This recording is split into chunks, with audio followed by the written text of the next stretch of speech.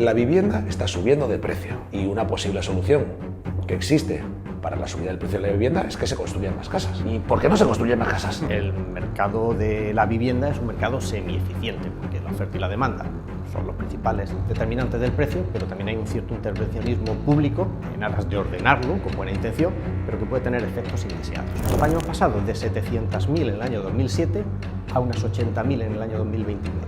¿Qué ha pasado? Eso ha pasado con la oferta. ¿Qué ha pasado con la demanda? La demanda no es muy diferente hoy en día de la que había en el año 2007. Vamos a quitar la Golden Visa. Y digo, pero por favor, los estadounidenses que se compran casas aquí, no se compran las casas que se va a comprar el español medio.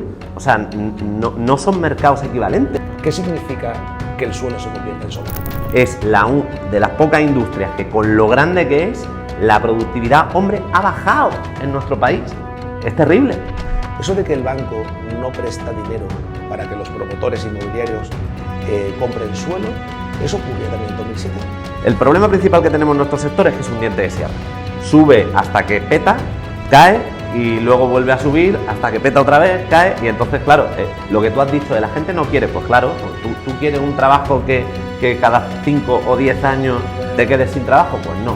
Teniendo la suerte de tener un economista y un promotor aquí, yo te quiero hacer una pregunta que a mí me lleva dando vuelta a la cabeza mucho tiempo. Pongamos la hipótesis de que se topan los precios de los alquileres en este país. ¿Qué pasaría? Hola chicos, hoy estoy emocionado. He conseguido traer, me ha costado mucho, a esta tertulia a Juan Goñi, arquitecto de profesión, también tiene otras facetas que ahora nos contará, y a Abel Saavedra. Abel, aunque su actividad principal y por la cual está aquí es que es el director financiero de una de las promotoras más grandes del sur de España, pero además tiene la vena emprendedora, es también empresario en el sector del self-storage, pero además también tiene franquicias, ha hecho restaurantes, ha hecho de todo. Y estoy emocionado porque aunque hoy la tertulia viene enfocada a hablar del problema de la vivienda y por qué no se hacen más casas en España y que es uno de los motivos por el cual la vivienda sube de precio, pero con estos dos leones no sé qué es lo que me voy a esperar. Así que si eres nuevo en mi canal, te doy la bienvenida, quédate que este vídeo te va a encantar. Por cierto, me presento si eres nuevo. Soy Alberto Serrano, el dueño de la empresa Trasteros Plus, una empresa de alquiler de trasteros en el sur de España, llevamos 15 años. Y quiero dar la palabra tanto a Juan como a Abel para que se presenten. Juan, ¿quieres presentarte por si alguien no te conoce?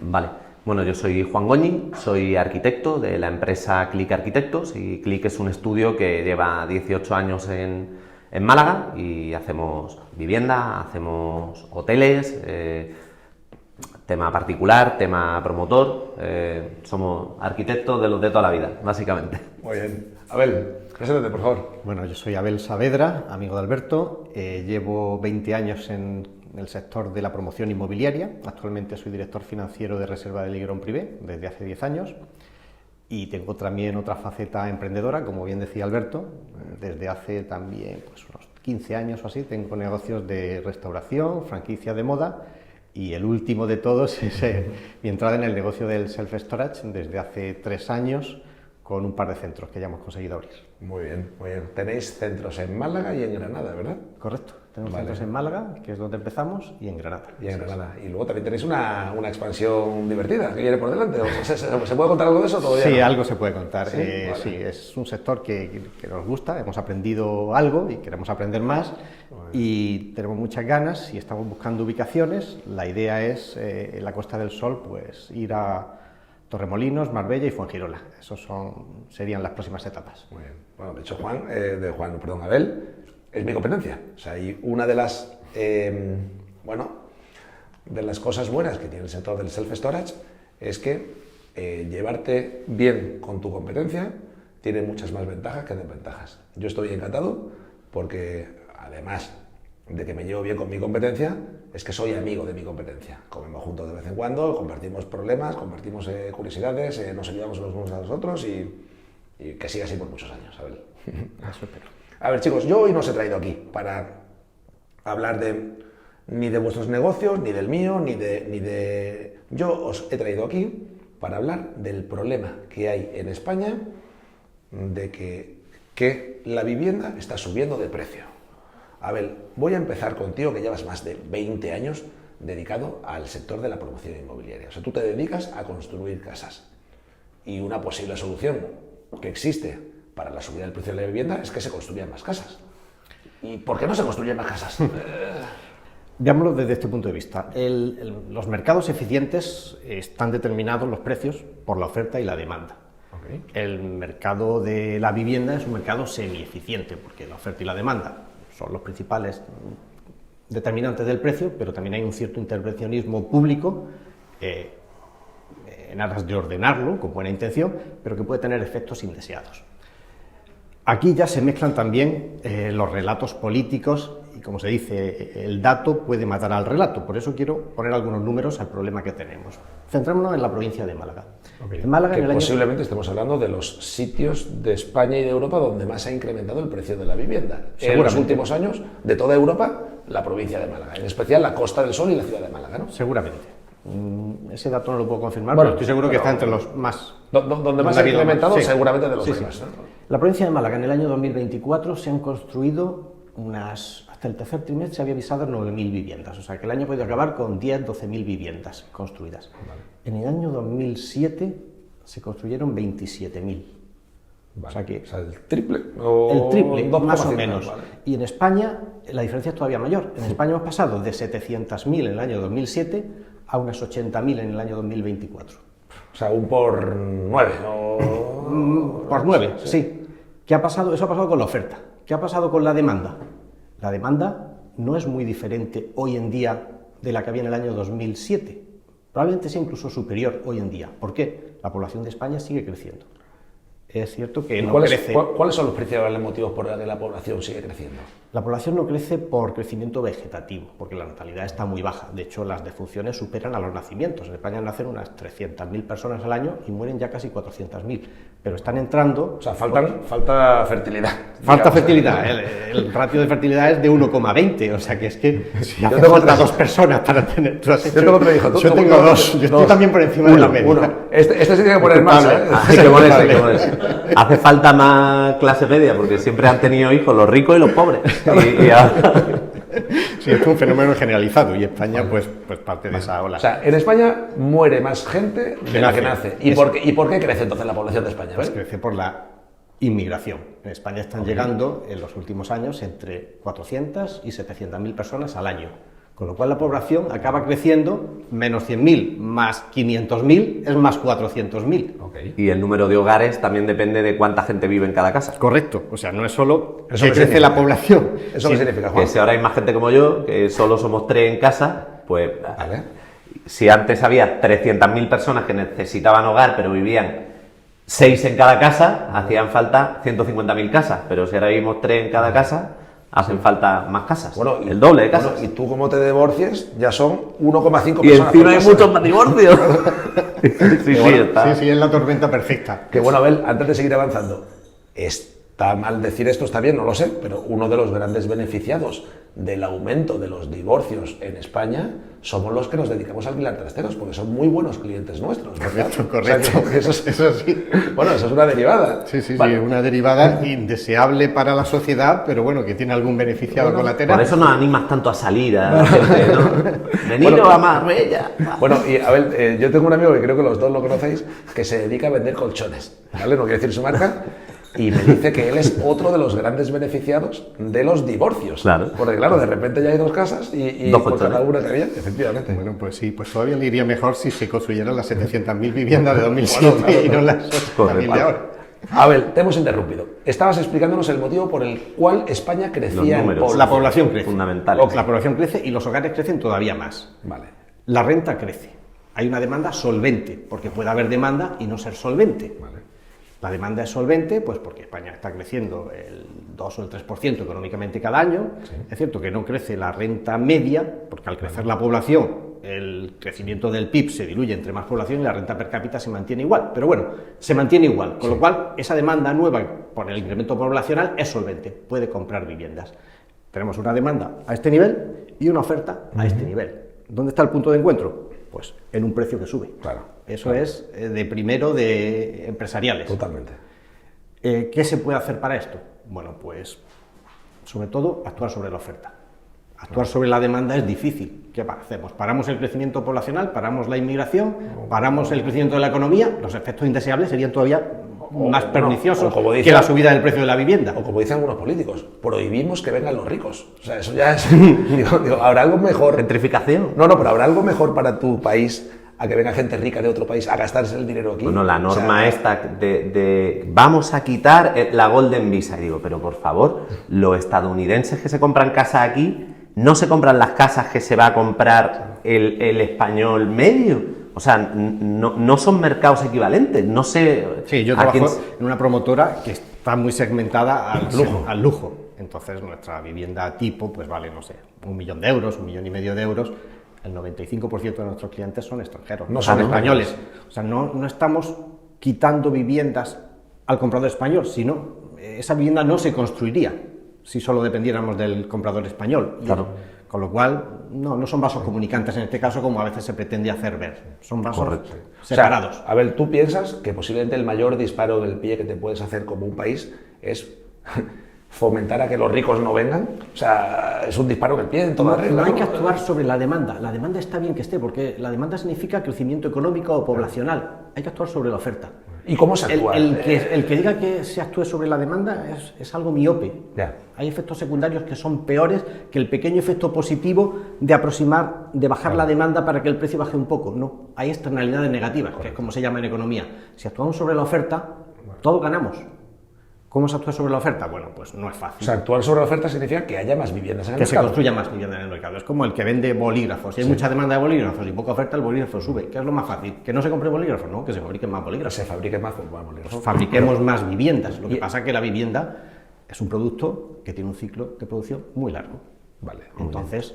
O sea, por ejemplo, tú que te dedicas a construir casas, un bloque de pisos, ¿cuánto tiempo tardas tú en construirlo? Te hablo sobre experiencias reales. Nosotros éramos capaces hace unos años de construir pisos, un bloque de 50 viviendas, 60 viviendas, en torno a los 18 meses. Hablo solo del periodo de construcción. Hoy en día no bajamos de los 20, porque las constructoras no tienen personal. O sea, hay un sea, cuello de botella que es la mano de obra. En cuanto escapa de los medios, todos sabemos que hay mucha subcontratación en el mundo de la construcción.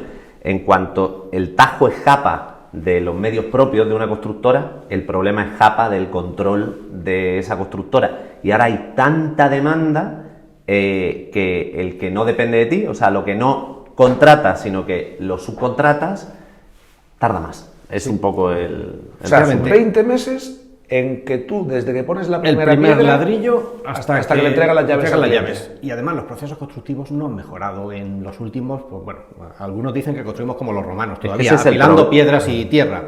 No digamos como los romanos, pero construimos casi igual que hace 20 o 30 años o 40. La industrialización ha avanzado muy poco y ahí todavía hay mucho campo.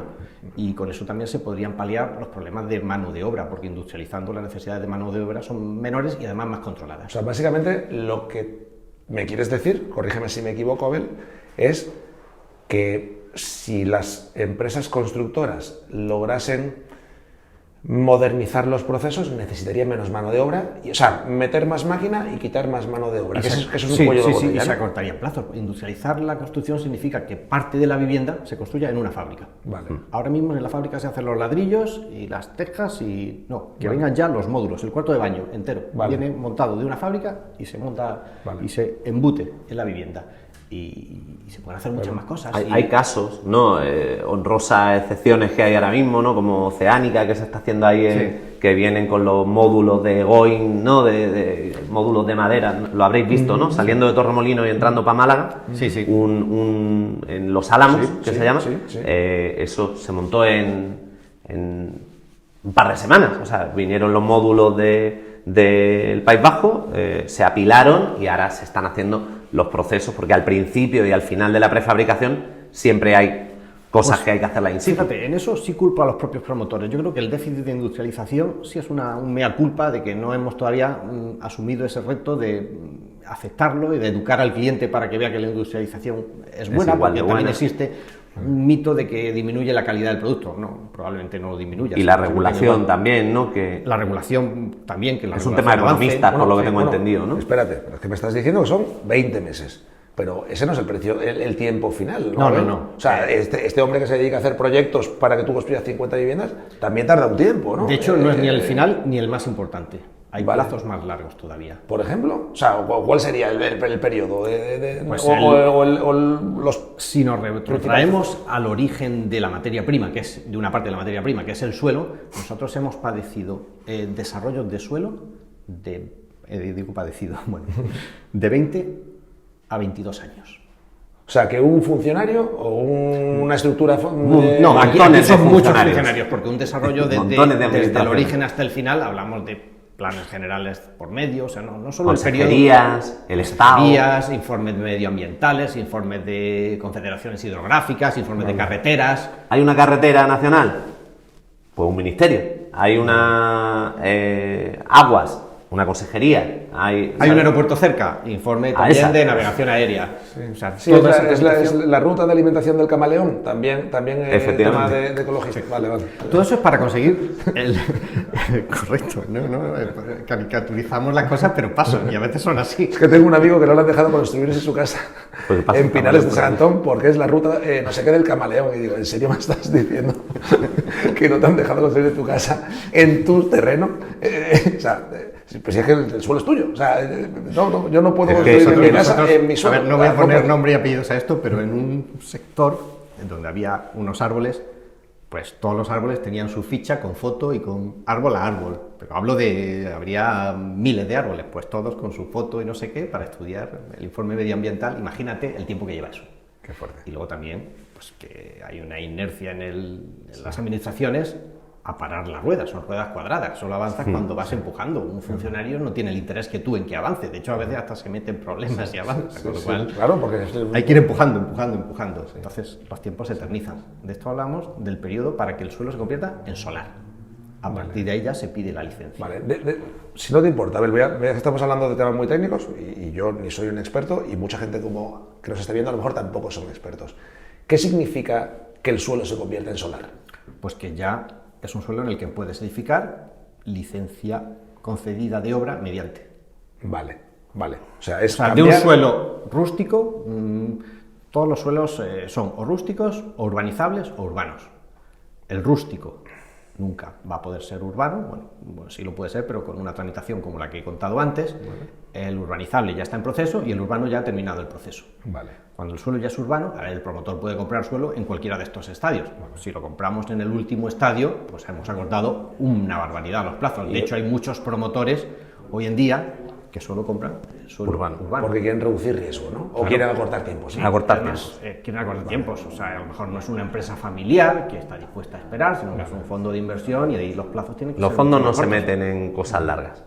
No. Y la empresa familiar promotora, los promotores locales, es una especie en vías de extinción. Casi no quedamos. O sea, en el año 2007, cuando yo llegué a Málaga a trabajar aquí, pues había muchos, es que incluso pequeños profesionales acaban siendo promotores, que eso también tiene su riesgo y sus problemas, y de ahí vinieron muchos de los problemas que luego tuvimos. Pero hoy en día es que incluso los profesionales han desaparecido. Y a nosotros nos ofrecen suelos pues porque ellos ya no quieren promoverlo, no quieren. Hay muchos riesgos en la promoción, solo los plazos estos hacen que sea muy difícil planificar económicamente una empresa. Sí, que a lo mejor Imagínate. una promotora como la tuya compra hoy un suelo y el día de mañana, que a lo mejor es dentro de 5 años, que saca ese bloque de 50 viviendas a la venta, a lo mejor estamos en otro ciclo económico y no se vende ni una Claro. sola casa y se lo Eso ha comen pasado con muchas patatas. veces. Cambia la ley. Aquí los que estamos hemos pasado muchas crisis y hemos visto caer a muchas empresas por estos problemas del ciclo. Vale. Si el cambio de ciclo te pilla sin mucho producto, pues bien, pero si te pilla con mucho producto puede ser tu muerte. De todas maneras, por aportar un puntito más a la explicación completísima de datos que has dado, y por ser positivo, se hacían 700.000 viviendas en 2007, 2008, se hacían más viviendas de las que hacían falta. Sí. Había un stock sobrante, o sea, cuando pinchó la burbuja de esa época, sobraban más de 1 millón de viviendas, que se fueron consumiendo a razón de 200.000 viviendas al año hasta 2014, que ya pues 15, 16, que se acabó el stock. ¿Y cuál es el problema? Pues que desde el 16 hasta el 25 hemos estado haciendo entre 40 y 90.000 viviendas, no llega a 90.000 como tú has dicho, en un periodo, en 9 años, hemos ido generando demanda latente de unos 150.000, entonces ahora tenemos una demanda latente grande de vivienda, pero la noticia buena es que se hacían 700.000. ¿Qué necesitamos? Al final todo va de productividad, todo va de esa cosa que os gusta tanto a los economistas y que creo, he entendido que tú eres economista, Sí, no sé sí, si, sí. que es la productividad. Entonces, si conseguimos con industrialización, mejorando los procesos, porque el problema de nuestra industria es un problema de productividad, es de las pocas industrias que con lo grande que es, la productividad, hombre, ha bajado en nuestro país. O sea, es terrible. ¿Por qué? Porque al final son saberes vernáculos, o sea, artesanos, que como la gente se está haciendo mayor y no quiere que su hijo trabajen de lo mismo que ellos, pues se está perdiendo. Entonces, cuando se pierde un saber artesano, tiene que venir la industria a arreglarlo o artesanos de otro lado. Por eso vienen 500.000 al año, porque hacen falta ahora mismo para hacer casas. Y puede ser que hubiese, Abel, Juan, os pregunto, expertos en construcción, en poner pladur, en poner ferralla, en poner suelo, en poner ventanas, que lo pasaron tan mal de 2008 a 2014 y se reinventaron como conductores de taxi, como guías turísticos, como profesores de tal, que hoy en día no quieren ni en pintura volver a la construcción, porque Correcto. lo pasaron muy mal. Es que, del mismo modo que ahora hacemos un diagnóstico de sobredemanda, tuvimos también un problema de sobreoferta. Cuando llegó la crisis financiera del 2008, el problema fue el inverso. Veníamos de construir 700.000 viviendas y un poquito menos, pero en el entorno de 500.000 durante 14 años. Es que la crisis anterior hubo una bonanza de 14 años, que pensábamos que no iba a llegar nunca la crisis. Bueno, pues llegó en el 2008 y entonces lo que hubo fue un exceso de oferta. Para digerir todo eso, tuvimos una travesía del desierto que va desde el año 2008 hasta 2012, 2014. Se tocó fondo. Que se tocó fondo, las viviendas no se vendían, los precios bajaron, se hundieron mucho. Pero eso por oferta y demanda. Bueno, Oferta y por- demanda. Porque la oferta era muy superior a la demanda. Pero hay otra cosa, no es solo, o sea, antes hemos hablado de productividad, también hay que hablar de calidad. ¿Qué vivienda se hizo? Se hacía de todo, hasta 2007 daba igual dónde, daba igual. Es que cualquiera era promotor. Porque se y juntaban dos cualquier cosa amigos se vendía, y eran y cualquier promotores. cosa se vendía. Y se vendía No, todo. y se vendía Zulos, antes de empezar a construir, el llamado comprar sobre plano. Sí. Y el eso paseillo, eso era y muy el- común, ¿verdad? Eso era muy común. Sí. Hoy O sea, en ¿qué- día ¿Qué significa comprar sobre plano, Abel o Juan? ¿Alguno de los dos? nosotros casi todo lo vendemos sobre plano, porque ¿Eso qué es? eso significa que el cliente no ve su casa finalizada, sino que ve un plano con su casa y sobre ese plano formaliza un contrato de compra-venta que ya le obliga a comprar la vivienda y a nosotros a construirla y vendérsela. O sea, ¿hay una reserva o unas arras o una...? Eso es un paso previo. Primero Vale. hay una reserva que no suele ser vinculante, es solo una muestra de interés y si el cliente se arrepiente o incluso el promotor decidiera que al final no es viable ese proyecto, pues se rompe la reserva por cualquier parte y después ya viene el contrato. El contrato sí es vinculante para las dos partes y ya tiene penalizaciones si no se lleva a término. El contrato se firma sin que la vivienda se haya empezado, está sobre el plano. Lo único que hay ya es una licencia de obras. Con lo cual, administrativamente está todo el tema, toda la tramitación finalizada. Vale. Y a partir de la firma del contrato y con la licencia, empieza la obra. O sea, tú empiezas a prevender las casas y conforme más se está avanzando la obra y menos casas te quedan disponibles, tú, como estrategia de Como los economía, aviones. vas subiendo los precios. como Lo los normal es aviones. que vayan subiendo los ¿No? precios. Además, es que nosotros, Reduces el riesgo. los promotores, Claro. por riesgo, no vamos a empezar una promoción si no tenemos un mínimo de ventas, que suele ser el 50%. O sea, tú tienes el 50% de las futuras viviendas de ese suelo Prevendidas. ¿Prevendidas? Reservadas. O si no, no empiezas. O si no, no empiezas. Ni el banco te va a dar Porque el banco no te ha... no te va a dar el crédito e incluso si no necesitas crédito, el banco no te va a abrir una cuenta que se llama cuenta especial, que es donde se depositan las cantidades que los clientes entregan a cuenta de esa vivienda y que se quedan ahí y solo tienen posibilidad de destinarse a la construcción de la vivienda para mayor seguridad y garantía del cliente. Todas estas cosas están muy bien, El dueño pero de la también son promotora- barreras a que haya más oferta. O sea, Claro. Es que no es fácil buscar el equilibrio. Un segundo, Abel, perdóname, es que esto es súper interesante Muy- y quiero volver al tema del paseillo ahora. Esto que me estás diciendo de que los bancos no le dejan al propietario de esa cuenta bancaria coge ese dinero si no se va a destinar para la vivienda, para que no se vaya a vivir a Bermudas o a las Bahamas o lo que sea? ¿Esto existía en 2007? No. En 2007 había una desregulación bastante grande y se cometieron muchos excesos. Por ejemplo, había promotores que el dinero lo destinaban, o alguno que lo destinó a otra cosa. A comprarse un coche. A comprarse otro suelo para crecer más rápido, a lo que sea. Entonces, pues hubo viviendas que no se pudieron acabar. Eso hoy en día es prácticamente imposible. Y eso de que yo he escuchado de que los bancos, Juan, ahora en este caso te pregunto a ti, que tú también has sido promotor inmobiliario, quiero preguntarte. Promotor no, gestor. Gestor inmobiliario. He participado en una cooperativa. Ahora esto es muy interesante. Eso de que el banco no presta dinero para que los promotores inmobiliarios compren suelo, ¿eso ocurría también en 2007? A ver... o sea, en 2007 los bancos 2007 se hacía de sí todo. prestaban, ¿verdad? Sí, a ver, yo en 2007 no conocía la parte de promoción. Yo vale. O a ver, cualquiera de casi los dos. creo que se prestaba dinero para comprar suelo, sí. O sea, digamos que los bancos facilitaban. Había una mucho confianza más antes que ahora. casi ciega en el sector, porque veníamos de 14 años de vendía crecimiento todo ininterrumpido, y subía siempre. de subir los precios, y no se avistaba la crisis, nadie se la imaginaba lo que pudo pasar. Después hemos estado muchos años purgando aquellos excesos. Sí. Y por eso hoy en día hay una serie de regulaciones y autorregulaciones de la industria privada, de los bancos, de los propios promotores, y también regulaciones de la administración pública, que han convertido todo el proceso de la promoción en algo mucho más garantista. Claro. Pero también digo, eso es una barrera, hace más inelástica la oferta.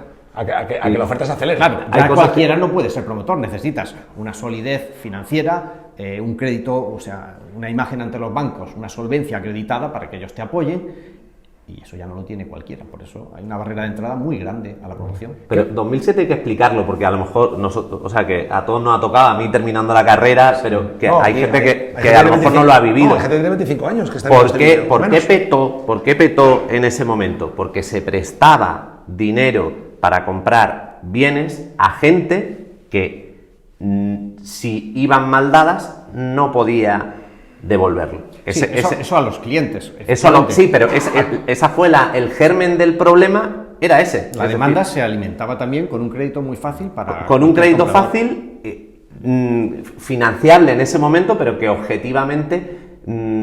sí, claro, hay que pensar en todo el ciclo. En que el problema principal que tenemos en nuestro sector es que es un diente de sierra. Y entonces, en los dientes de sierra hay que pensar... ¿Qué significa que un sector sea un diente de sierra, Juan? Como son procesos lentos, sube hasta que peta, cae y luego vuelve a subir hasta que peta otra vez, cae, y entonces, claro, lo que tú has dicho de la gente no quiere, pues claro, tú quieres un trabajo que cada 5 o 10 años te quedes sin trabajo, pues no quiere. Es todo, es toda una pejadilla que se muerde la cola. Pero en 2008 lo que pasó es que se financiaba a todo el mundo y que de pronto hubo alguien que se dio cuenta en Estados Unidos, dice, oye, que esta gente, si bajan las casas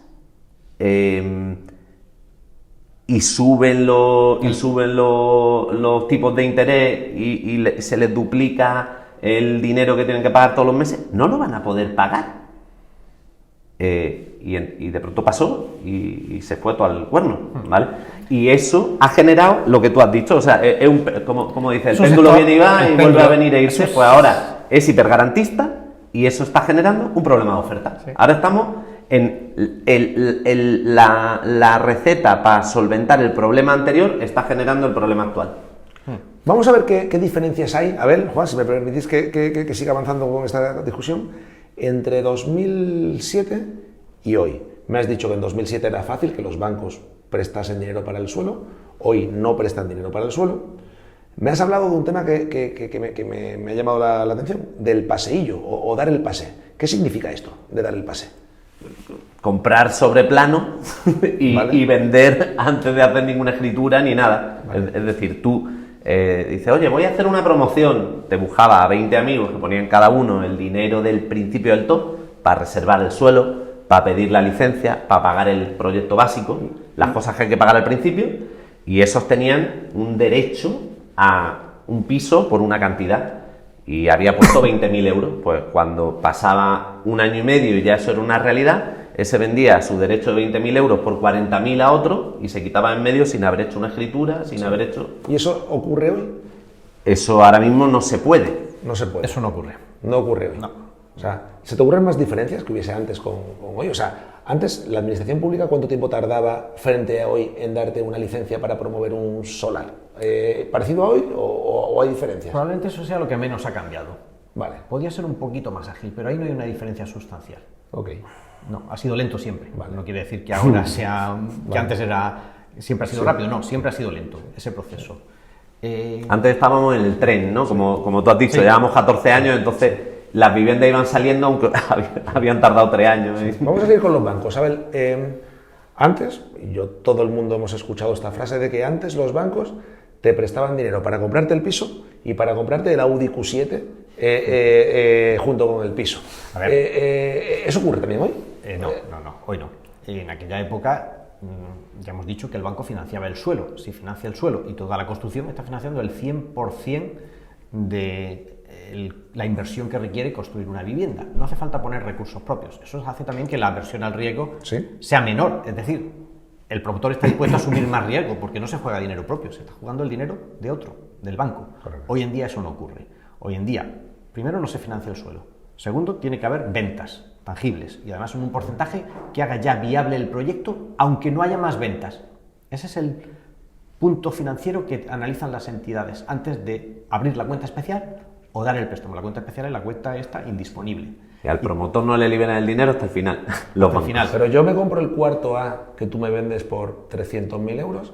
Antes el banco me lo tasaban en 330.000 euros, un 10% más o un tal. Hoy en día, ¿cuánto es lo máximo? Y me prestaban el 100%, el 110% de ese piso. ¿Hoy en día también ocurre eso? Hoy te van a prestar como máximo el 80%. El de ese 80%. piso. Eso al cliente. Eso es. Y al promotor probablemente menos, porque el precio del suelo puede ser un 30% del total de la inversión, o sea que al promotor le están prestando el 70%. Vale. Y al cliente como máximo el 80%, para un cliente solvente. O sea, esa frase que escuchábamos en la antigua crisis de vale más dinero el préstamo que tengo con el banco que el piso que tengo, quiero hacer la dación, el pago, eso ya se están cubriendo Claro, las la espaldas. gente dejaba las llaves Claro. porque le Eso se salía llamaba renta, no porque... negative equity, significaba justo lo que tú has explicado, que el piso valía menos que el préstamo, entonces al cliente no le interesaba seguir con la transacción. Hoy en Se día hacía una dación en pago, quiere decir, te dejo las llaves y te quedas con el piso y yo no quiero saber nada. Hoy en día, Y el problema era el banco. si te prestan un 80 o un 70% del precio del piso, es muy difícil que eso ocurra, ¿no? Es muy difícil que eso ocurra, efectivamente, tiene que caer el precio en todo eso, en todo ese porcentaje y no es fácil, de hecho estamos en una tendencia alcista de precios, con lo cual, pasados los años, ya la caída, pasados 2 años, si el precio sube un 10% cada año, ya el préstamo es el 50% del valor de mercado de la vivienda, o sea que hay un colchón importante. Estás cubierto. Exacto. Abel, yo, teniendo la suerte de tener un economista y un promotor aquí, yo te quiero hacer una pregunta que a mí me lleva dando vuelta a la cabeza mucho tiempo. A bocajarro. Pongamos la hipótesis de que se topan los precios de los alquileres en este país. ¿Qué pasaría inmediatamente después? Pues que ya se han topado. Ya hay ciudades, por ejemplo en Barcelona, hay un índice de precio de alquiler que se está aplicando. Pues mira, pasan 2 cosas que parecen contradictorias, pero que son perfectamente posibles. Los precios para las viviendas que ya están alquiladas bajan un poco, se mantienen o bajan porque están topados, no pueden subir. Sin embargo, los precios de nuevos alquileres se disparan. ¿Por qué? Porque no entran nuevos alquileres al mercado, la oferta se retrae. Los antiguos arrendadores que tienen su vivienda alquilada están obligados a cumplir los contratos sin subir los precios, pero el que tiene una vivienda que se le queda vacía, por ejemplo, porque ya ha sido el inquilino, o que es de nueva construcción, pues no la pone en el mercado y entonces la oferta es tan pequeñita y la demanda sigue existiendo que los nuevos alquileres se disparan. Se produce una dicotomía en el mercado y se hace un flaco favor probablemente a la parte más débil del mercado, que Como es siempre. aquel que es el que no tiene la vivienda ya alquilada o en propiedad, sino que es el que entra en el mercado, pues una persona joven, un inmigrante. Entonces es un efecto indeseado y de corta edad de El miras. efecto contrario, El ¿no? efecto contrario al que se al que pueda se buscar. pretende. Y cuando se escucha en la prensa que en Barcelona por cada vivienda que sale en alquiler tiene 250 solicitudes para alquilar... La causa claro, es esta. Claro, si tú eres el dueño de ese piso, Pero vamos- o eres el tipo que más garantías me das o el que está raspando, a ese no lo cojo. A ese no lo cojo. Otro ejemplo de Barcelona también, precisamente. En Barcelona se obligó a que en nuevas promociones el promotor tenga que construir un 30% de vivienda VPO. En Andalucía es el 20%. ¿Qué significa VPO, Abel? Pues son viviendas de precio regulado. Tienen un precio máximo que el promotor no puede vender por encima de ese precio. Vale, o sea, son viviendas asequibles. Protección oficial, es el acrónimo. Vivienda de protección oficial. ¿Qué pasa? Pues que es una medida bien intencionada para que haya un porcentaje mayor de viviendas en cada promoción de precio asequible y también para fomentar que haya pues una...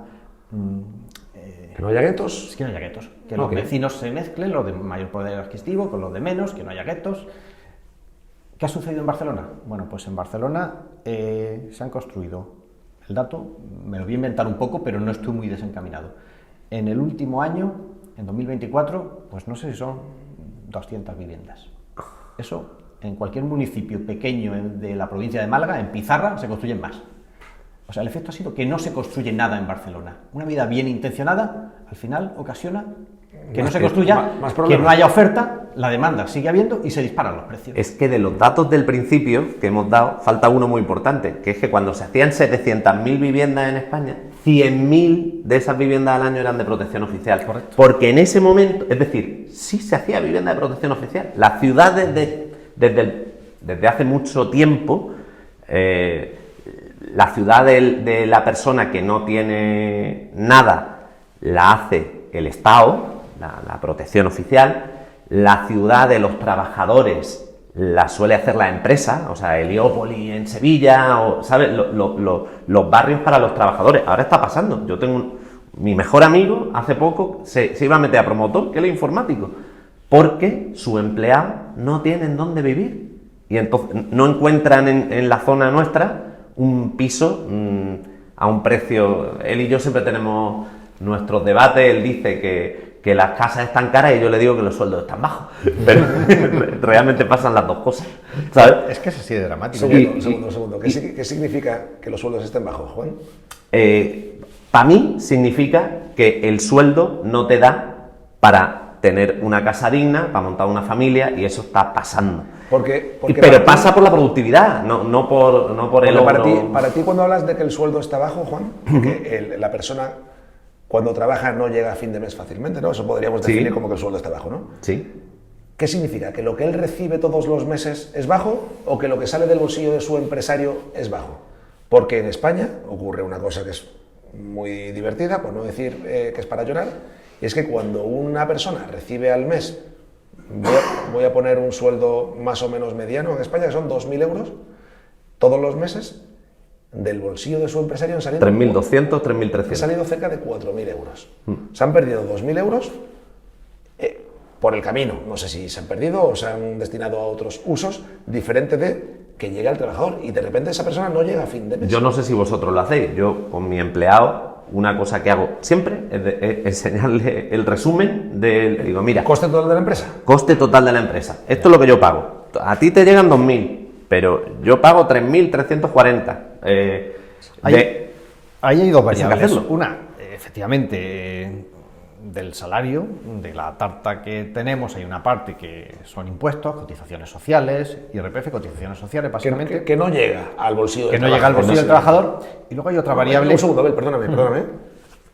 Pero es que de lo que llega y consume, se pierde un 21% también por el camino. Bueno, claro, pues empecemos con todos los impuestos que hay. Y si lo que consumes es combustible o otra cosa, tiene impuestos especiales, que pueden ser una cerveza que pueden ser el 40 o el 45%. Pero es que los jóvenes deberían estar en la calle ahora, porque el negocio que les propone el Estado es que por el 40% durante 40 años van a recibir, si las pirámides de población se mantienen como se prevé, el 40% de la pensión que se da ahora. O sea, es un 40-40-40 que... Juan, espera.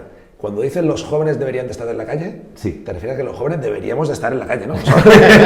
Claro, como tú estás en AGE, yo tengo un miembro de pleno derecho. Yo creo que ahí nos gana Alberto. Yo creo que soy el que pierde si entramos en ese debate. ¿Tú qué edad tienes, Abel? 49. ¿49? 46. 46, 40. Bueno, ¿hasta cuándo ya se considera alguien joven? Hasta Bueno, ya... sub 50. Sí, sub 50. Me lo estás poniendo regular, ¿eh? Vale, chicos, mira, llevamos... Por cierto, te doy la enhorabuena porque llevas 40 minutos escuchándonos hablar de vivienda, de problemas de la vivienda, de problemas de salarios, de posibles soluciones.